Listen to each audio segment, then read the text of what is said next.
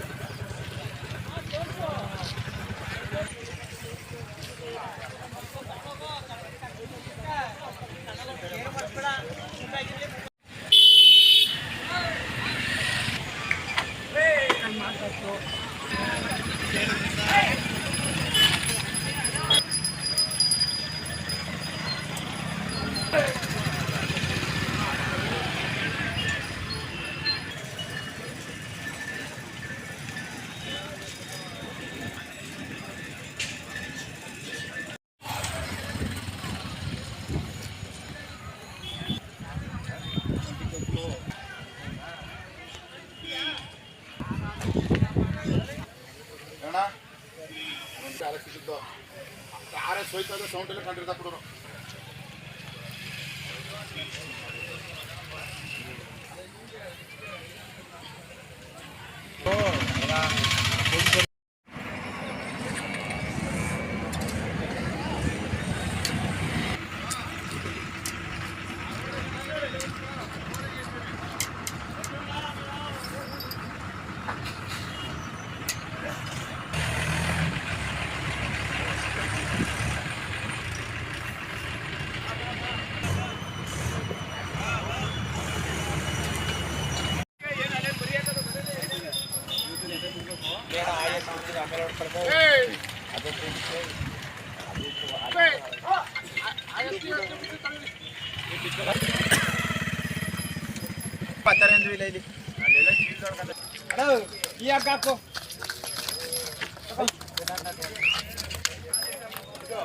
ಅಣ್ಣ ನನ್ನ ಹೆಸರು ನರೇಂದ್ರ ಬಾಬು, ಪಾಂಡವಪುರದವರು ಅಣ್ಣ, ಈರುಡೆ ಬೀದಿ.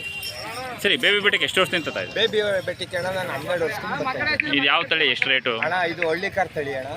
ನಮಗೆ 4,80,000 ಆಗೋದು. ಏನು ಸರ್ ಇದು ಈ ಥರ ಸಾಕ್ತೀರಾ? ಏನಕ್ಕೆ ಆತ ಒಂದು ಪ್ರೀತಿ ವಿಶ್ವಾಸ ಅಣ್ಣ ಇದು. ಈಗ ಅಣ್ಣ ಎಲ್ಲರೂ ಕುದುರೆ ಮೇಲೆ ಓಡಾಡೋಕ್ಕೆ ಇಷ್ಟಪಡ್ತಾರೆ ಅಣ್ಣ, ನಾವು ದನ ಇಟ್ಕೊಂಡು ಓಡಾಡೋಕ್ಕೆ ಇಷ್ಟಪಡ್ತೀವಿ. ಒಳ್ಳೇದಾಗಲಿ ಸರ್.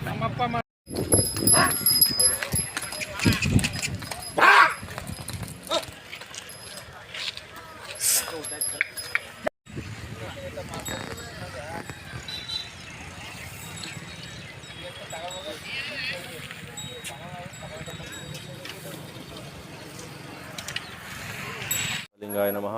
ಎಲ್ಲ ಶ್ರೀಮಠದ ಸದ್ಭಕ್ತರ ಅಂತರಾತ್ಮಕ್ಕೆ ಶರಣಾರ್ಥಿಗಳು.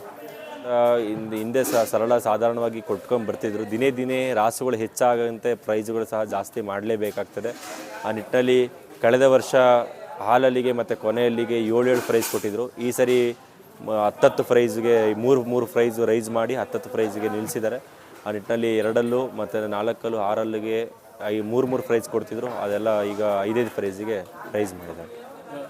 ಯಾಕೆ ಅಂತಂದರೆ ನಾನು ಹೇಳೋದೇನು ಅಂತಂದರೆ, ಯಾರು ದನಗಳನ್ನ ಚೆನ್ನಾಗಿ ಸಾಕ್ತಾರೆ ಅವರು ತನ್ನ ಕುಟುಂಬನ ಚೆನ್ನಾಗಿ ನೋಡ್ಕೊಂಡಿದ್ದಾನೆ ಅಂತೇಳಿ ನಾನು ಭಾವಿಸ್ಕೊಂಡಿದ್ದೇನೆ. ಯಾಕೆಂದರೆ ಈ ದೇಶದ ಬೆನ್ನೆಲುಬು ರೈತನೇ. ರೈತ ಇಲ್ಲ ಅಂದರೆ ಏನೂ ಮಾಡೋಕ್ಕಾಗಲ್ಲ. ಎಷ್ಟೇ ತಂತ್ರಜ್ಞಾನ ಮುಂದುವರಬಹುದು, ಆದರೆ ಗೂಗಲ್ನಲ್ಲಿ ಆಗಿರಲಿ, ಯೂಟ್ಯೂಬಲ್ಲಾಗಿರಲಿ, ವಾಟ್ಸಪ್ ಆಗಲಿ ಅನ್ನ ತಯಾರು ಮಾಡೋಕ್ಕೆ ಸಾಧ್ಯನೇ ಇಲ್ಲ.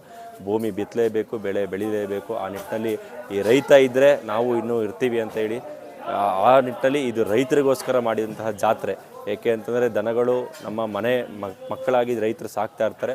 ಆ ನಿಟ್ಟಿನಲ್ಲಿ ರೈತರುಗಳು ಒಂದು ಸಂಭ್ರಮಿಸಬೇಕು, ರೈತರುಗಳು ಸಹ ಖುಷಿಯಿಂದ ಇರಬೇಕು. ಈ ಸನ್ನಿಧಾನಕ್ಕೆ ಬಂದು ಮಹದೇಶ್ವರ ಆಶೀರ್ವಾದ ಪಡ್ಕೊಂಡು ಮತ್ತು ಕೊಳ್ಳೋದು ತಗೊಳ್ಳೋದು ಈ ಜಾತ್ರೆಯಲ್ಲಿ ಸದಾಕಾಲ ಇದ್ದೇ ಇರ್ತದೆ. ಆ ನಿಟ್ಟಿನಲ್ಲಿ ಜಾತ್ರೆ ತುಂಬ ಯಶಸ್ವಿ ಆಗ್ತಾ ಇದೆ.